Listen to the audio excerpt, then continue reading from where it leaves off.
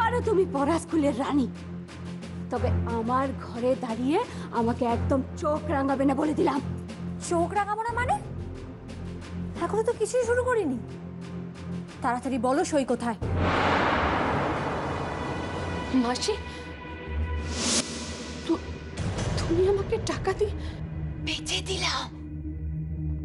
এই 10,000 টাকায় আমি তোকে বেচে দিলাম। আমি জানি না, আমি জানি না সই কোথায়। তুমি জানো সই কোথায়? বললাম তো সই কোথায় আমি জানি না। আমি বলছি তুমি জানো, তাড়াতাড়ি বলো সই কোথায়? জানি না, জানি না, জানি না। এই বড় লোকের বেটি। আরে না, তুই বড় লোকের বেটি না, গরিব লোকের বেটি আর বড় লোকের বউ। একটা কথা মাথায় রাখবে, ওই সইকে না আমি অনেক ছোটবেলা থেকে কষ্ট করে খাইয়ে পরিয়ে মানুষ করেছি। যদি আমি ওই সইকে না পাই না, তাহলে তাহলে তোমাদের নামে থানায় কেস ঠুকে দেবো বলে দিলাম। সাপের থলিতে বিষ বেশি হলে কি করতে হয় জানো? জানো না? না, কচি খোকা তো তুমি। 7 কাণ্ড রামায়ণ পড়ে সীতাকার বাপ, 20 দাঁত উপড়ে ফেলে দিতে হয়। আর এই যে তুমি কি করেছো সারা জীবন আমার জন্য? কিচ্ছু করো, সারাক্ষণ পর গাছা হয়ে বেঁচে রইলে, তাই না? তাই না অশোক মুখার্জি? তাই তো। হিন্দু মেয়েরা না কখনো স্বামীর নাম মুখে নেয় না, কিন্তু এই আমি তোমার নাম মুখে নিচ্ছি ইচ্ছে করে। কেন বলো তো? কারণ তুমি একটা মেয়ে ছেলে, একটা মেয়ে ছেলে হয়ে গেছো তুমি। তো এই এনো ধরো তো, এই চুড়িটা পরে নাও দেখি। একটা পুরুষ মানুষ হয়ে একটা বাড়ির বউয়ের ভয় কেঁচো হয়ে ঘরে ঢুকে বসে আছো। চুপ করো, চুপ করো, একটা কথা বলবে না। কেঁচো হয়ে বসে আছে বলি করবো নাকি? ওটা আমি কি করতে পারি? ওই মেয়েটার হাতে সমস্ত ক্ষমতা, ইচ্ছে করলে যে কোনো মুহূর্তে আমাদেরকে বাড়ি থেকে বের করে দিতে পারে। তখন তোমায় নিয়ে গিয়ে আমি কি গাছতলায় দাঁড়াবো? বাহ, এই তো বুঝে গেছো তুমি। এরা ধর ধরো চুড়িটা পরো তো, আর ওই এক মাথা না সিঁদুর পরে ঘরে বসে থাকো। যা করার আমিই করে নেবো। কি করবে তুমি?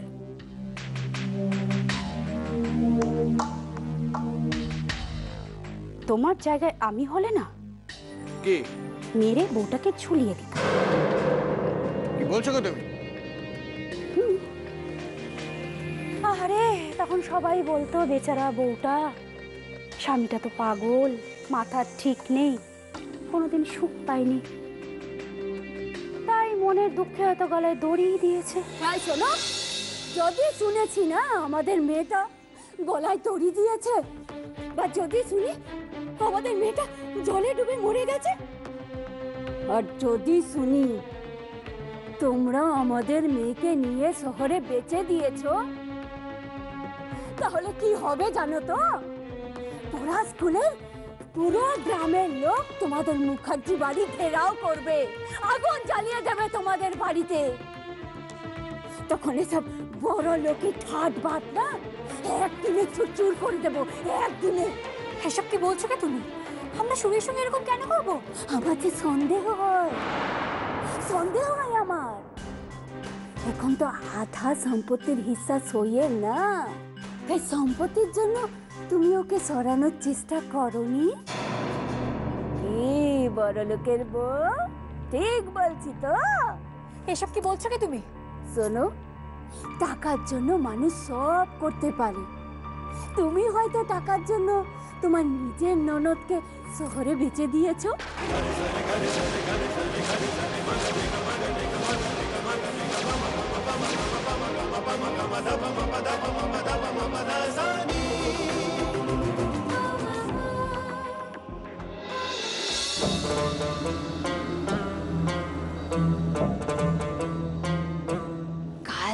থানায় একটা কেস ঠুকে দিই, তাহলে কেমন হবে? খেলা একদম জমে যাবে।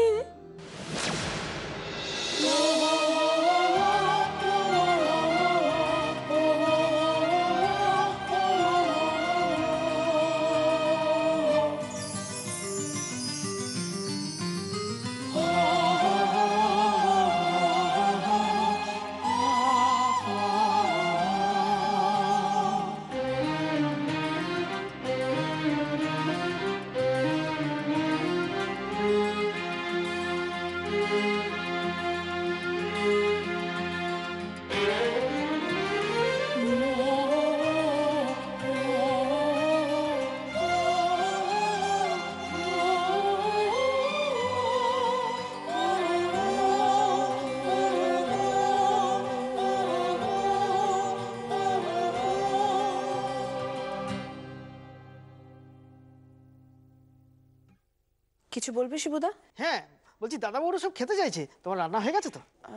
হ্যাঁ, হয়ে গেছে তো। এই কি কি রান্না করেছে শুনি? খেয়েই দেখো না, সব আঙুল চাটবে। কি কি করেছে শুনি না। মাংস দিয়ে তরকা করেছি, ডিমের কষা করেছি, সঙ্গে রুটি, আর বৌদির কাছ থেকে একটা স্যালাড বানানো শিখেছিলাম ওইটা। ও তাই? বাবা, খুব ভালো খুব ভালো। আচ্ছা নাও, এইগুলো ধরো, এগুলো নাও। এগুলো আবার কি? এটা হচ্ছে তোমার বোধহয় ব্রজ সুন্দর চ্যাটার্জি, মানে তোমার দাদা শ্বশুর, মানে দাদাবাবুর দাদুর আর কি। এটা আর এই দুটো চিঠি হচ্ছে দাদাবাবুর বাবার, আর এইটা হচ্ছে দাদাবাবুর নামে। এটা বোধহয় বিয়ের চিঠি গো। তাই এসব দেখে আমি কি করব? তুমি দেখে নাও।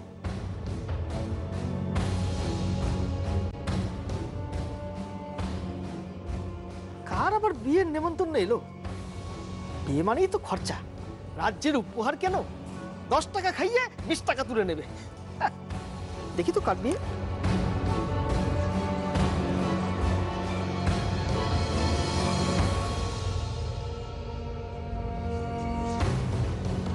পূজা?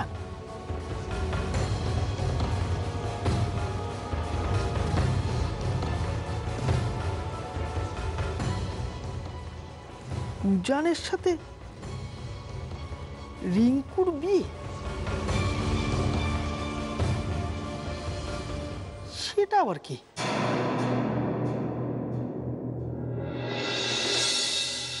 ওমা, বৌমা এসে গেছো? দাঁড়াও দাঁড়াও দাঁড়াও। ও শুনছো, কই গেলে? এদিকে এসো। এই দেখো, বৌমা ফিরে এসছে। এ কি বৌমা, তুমি এত দেরি করলে কেন বলো তোমা? আমরা সবাই খুব চিন্তায় পড়ে গেছিলাম।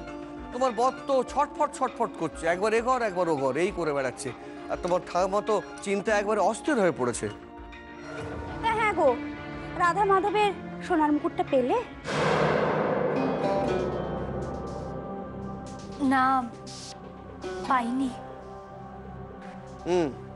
তার মানে মুখুজ্জে পরিবারের ইতিহাসে এই প্রথমবার পুজোর সময় রাধা মাধবের মাথায় মুকুট দুটো দেখা যাবে না। না না কাকামণি, থাকবে থাকবে। তোমার সে কি কথা? কি করে থাকবে? তোমার মা তো মুকুট দুটো ফেরতই দেননি। আর তাছাড়া শুনলাম তুমি নাকি তোমার বাবাকে আবার চাকরিতে ফিরিয়ে এনেছো, তা সত্ত্বেও ফেরত দিলেন না। কাকিমণি দেখো বৃষ্টি, তুমি হচ্ছ গিয়ে এখন এই বাড়ির মালকিন। তুমি অন্যায় করে চোখ রাঙিয়ে কথা বলবে, সেটাও কিন্তু আমাদের শুনতে হবে। কলের পুতুলের মতন আমরা তোমার কথা শুনেও যাচ্ছি, তাই বলে ন্যায্য কথা লোকে বলতে পারবে না। বৌমা, খুড়শ্বশুরের একটা কথা রাখো, যেখান থেকে পারো যেমন করে পারো ওই সোনার মুকুট দুটো জোগাড় করো। হ্যাঁ, এটা আমার সংস্কার বললে সংস্কার বলতে পারো, মর্যাদা বললে মর্যাদা বলতে পারো। পরাশকলে ওই পুজোর দিনে অনেক লোকজন আসবে, তারা যেন রাধা মাধবের মাথায় মুকুট দুটো দেখতে পায়, যেন দেখতে পায় মুকুট দুটো ঝলমল করছে, অনেকটা মুখুজ্জে পরিবারের ঐতিহ্য আর গৌরবের মতো।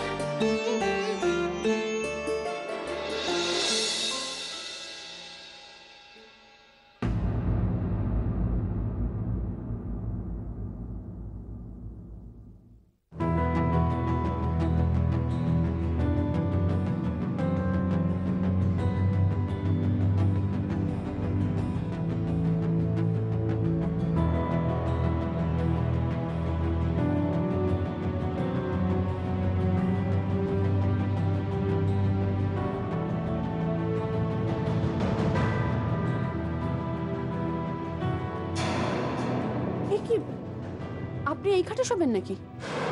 হ্যাঁ এখানেই শোবো, হ্যাঁ এখানেই শোবো, তাছাড়া আবার কোথায় শোবো? আমি আপনার সঙ্গে এক খাটে শুতে পারবো না। কেন? কারণ আমি বিবাহিতা, আমি অন্য কারোর স্ত্রী। কিন্তু এছাড়া আমার আর কোনো উপায় নেই, আমি বাইরে গিয়ে কোথাও শুতে পারবো না। কেন আপনার উপায় নেই কেন? বাড়িতে তো প্রত্যেকে জানে যে আমি আর আপনি স্বামী স্ত্রী নই, তাহলে আপনি অন্য জায়গায় কেন শুতে পারবেন না? আপনি যান গিয়ে আপনার বাবার ঘরে ঘুমন। সেটা সম্ভব নয়। আমি ওখানে গিয়ে ঘুমোলে মাম্মামের কি হবে? ও যখন ঘুম থেকে উঠে দেখবে যে আমি নেই, কান্নাকাটি করবে। তো জানে আমি কলকাতায় আছি এখন। বেশ, তাহলে আপনি এখানে শোন, আমি চলে যাচ্ছি। বাপরে বাপ, বড্ড মেজাজ তো তোমার। হ্যাঁ, আমার মেজাজ আছে। ঠিক আছে, তুমি শো, আমি চলে যাচ্ছি।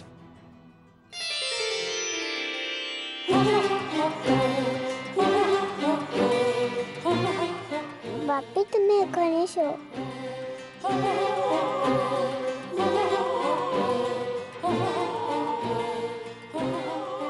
ঠিক আছে, তাহলে আপনি এই ঘরে থাকুন, আমি যাচ্ছি।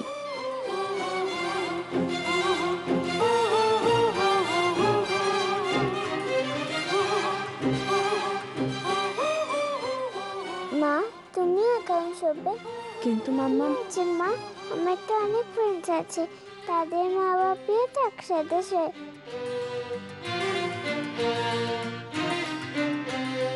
ফ্রেন্ডসরা মাঝখানে শোয়, তাহলে তোমরা আমার সাথে শোবে না কেন?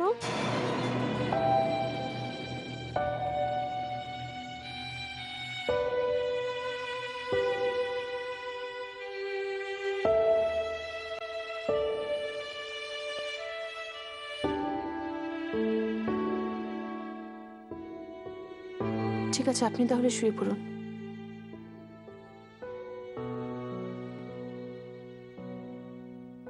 মাম্মা, এবার ঘুমিয়ে পড়ো বাবা, চোখটা বন্ধ করো, লক্ষ্মী মেয়ে আমার। তাহলে তুমি সেই গানটা গাও।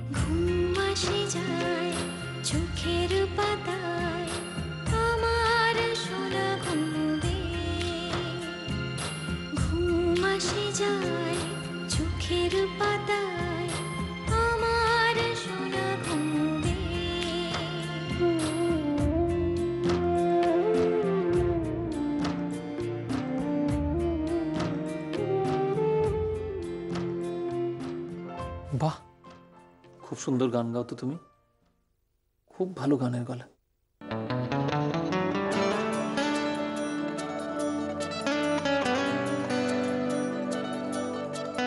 কোথায় যাচ্ছ?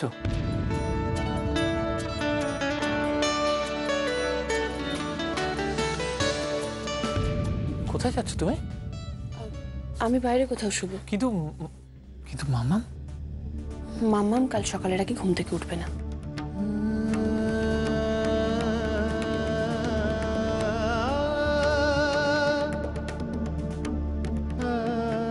একটা সত্যি কথা বলো রাহি, তুমি আমাকে ভালোবাসো? হ্যাঁ বাসি। তাহলে আমাকে বিশ্বাস করো, আমি বিবাহিত নই, আমার কোনো মেয়ে নেই রাহি।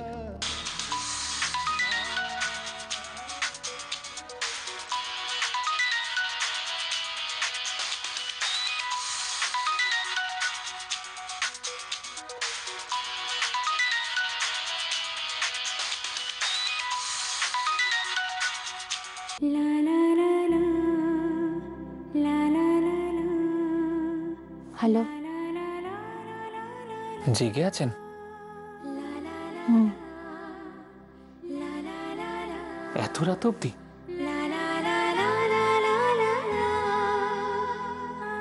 ঘুম আসছে না। আপনি? আমার ঘুম আসছে না। সে কি, বাড়িতে স্ত্রী, পাশে সন্তান, তারপরে ঘুম আসছে না কেন?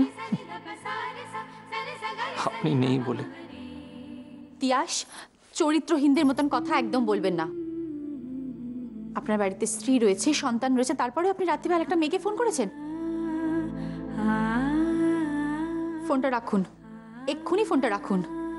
ফোনটা আপনি রেখে দিন না। তিয়াস, কেন বুঝতে পারছেন না? আমার কষ্ট হয়। আমারও খুব কষ্ট হয় রাহি, আমার খুব কষ্ট হয়। তিয়াস, হ্যালো তিয়াস, আমি খুব ভালো করে জানি যে এত রাতে আমার বোনকে ফোনটা তুমি করেছো, কারণ তুমি ছাড়া আমার বোন এত রাতে আর কারুর সঙ্গে কথা বলতে পারে না। শোনো তিয়াস, আমি তোমাকে শেষবারের মতন বলে দিচ্ছি, আমার বোনকে তুমি আর কখনো বিরক্ত করবে না, কখনো নয়। শেষবারের মতন বলে দিলাম। তোমার যদি মনে হয় এটা আদেশ তাহলে আদেশ, তোমার যদি মনে হয় আমি তোমাকে উপদেশ দিচ্ছি তাহলে উপদেশ দিচ্ছি, আর তোমার যদি মনে হয় আমি তোমাকে হুমকি দিচ্ছি তাহলে আমি তোমাকে হুমকি দিচ্ছি। তুমি আমার বোনকে আর কখনো ডিস্টার্ব করবে না, প্লিজ।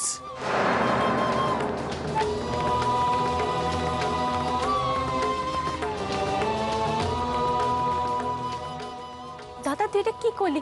ফোনটা কাটলি কেন?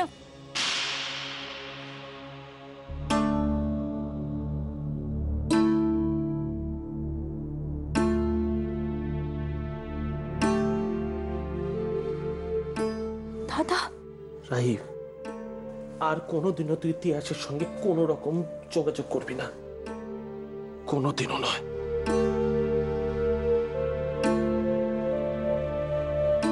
তো দাদার দিব্যি রইল।